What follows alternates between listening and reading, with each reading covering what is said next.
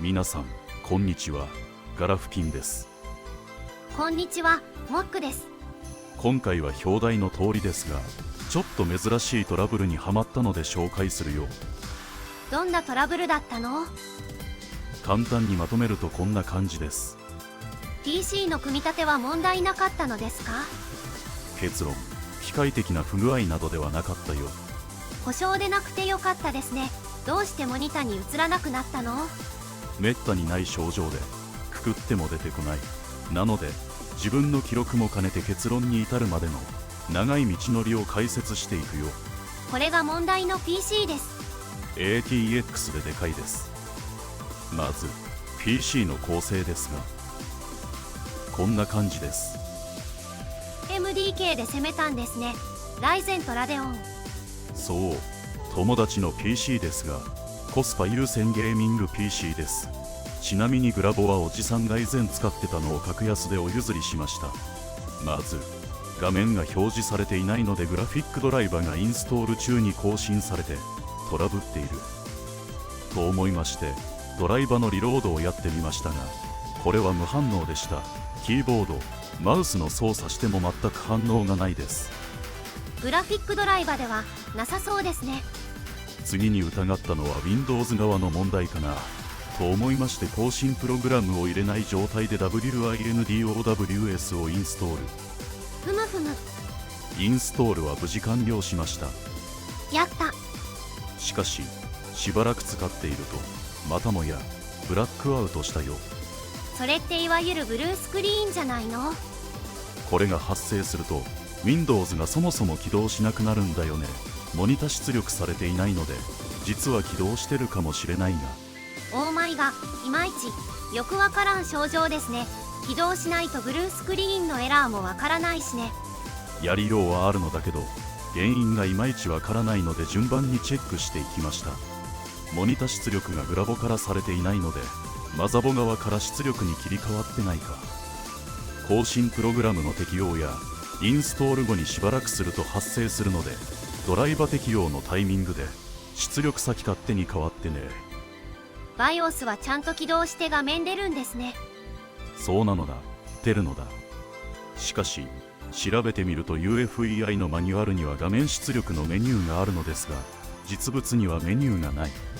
バージョン違いかと思いいろいろ調べましたが、 ASUS の HP にも出てるがメニューがありませんでした。マジで？そんなことあるんだ。公式情報なのに。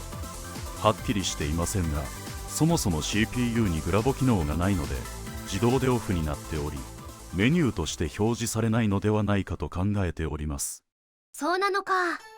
ここで数日費やしました。お疲れ様でした。そこで諦めて念のため HDMI ケーブルの交換やモニターの差し口変更などやってみましたが、やっぱりダメ。あちゃー、ダメですか？グラボ壊れてるのでは？それも疑ったのだけど、一応 BIOS 出るし Windows のインストールまではできるので問題ないかな。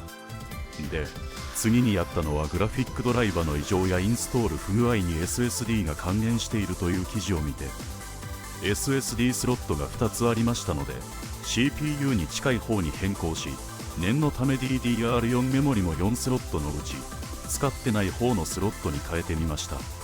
取り付け直しの後、再度 Win11 を最初からインストールしたけど症状に変化はありませんでした。これはどっちが悪いのか判断しづらいですね。友達に自作推奨したことを後悔し始めたおじさんです。ギャッハース。まだできることはあるの？ここからは徹底的に Windows の問題を切り分けたよ。まずセーフモードでの起動は丸、スタートアップを全部無効、×、マイクロソフトのサービス以外停止、×、マイクロソフトのサービスも無効、丸。Windows のサービスが原因だったの？セーフモードで起動できた時点でだいたい常駐プログラムか MS 以外のサービス、ドライバが原因ですね。でもインストール直後なので変なプログラムはないでしょう？ MS 以外のサービスもないので、やっぱドライバが原因。ここいらで PC 詳しい人たちにも聞いてみたが、やっぱドライバー臭いということになりました。 Win11 出た直後でもないのにぼちぼちドライバー安定してそうだけどな。そうそう、みんなそう言ってました。なので念のためドライバーを切り分ける前に BIOS のアップデートとリセットやってみたよ。ダメでしたが、じゃあドライバーの切り分けをしたの？試しに Win10 入れてみた。もしかして成功？インストールはできたけど、ドライバー入れている途中でまたブラックアウトして無反応になりました。オーマイガー。自作初心者にドライバーのバージョン違いで動作確認してもらうのも大変だと思ったので、九州から送ってもらいました。バク、送料高そう。それで届いたのがこちらです。早速バラしてみたよ。まず気になったのが EPS の4ピンがない ATX 規格の電源で、そもそもケーブルが足りなかったでもハイエンド CPU ではないので多分問題なし。あと SSD のネジが外れてた。そのためメモリ SSD グラボを全部差し直してみた。何か問題はあったの？何もなかった。しかしグラボ差し直して気づいたのだけど、 ATX で PCIe スロットが2つあるんだよね。速度の違いのみでどっちでも使えたりするけど、マザボの仕様がわからんで、速い方がいいに決まっているので上に変えてみた。もしかして？大勝利。おお、やったぜ。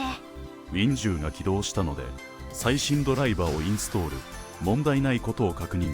Win11 にそのままアップグレード起動することを確認した。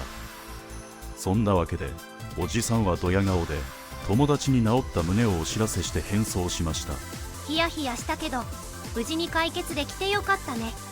ここに至るまでの間にメモリを DDR も買ってしまっていて認識しなかったり、 SSD 差し方間違っていて認識しないとか、 PC ケースのファン配線が特殊で回らないとか、いろいろとありましたが、リモート対応では改善できず、空輸してなんとか2ヶ月で解決できました。 Windows の画面がブラックアウトするのはよくある事象ですが、今回の事例はレアケースだったので参考になれば幸いです。人の PC ですが、やっぱり新しい PC はテンション上がりますね。羨ましい。自作 PC 沼に皆さんもハマってみてください。今回の音声はボイスボックス四国メタンとボイスボックス青山流星でした。このチャンネルでは主のアウトドア活動や買っちゃったもの紹介、 DIY などを配信しています。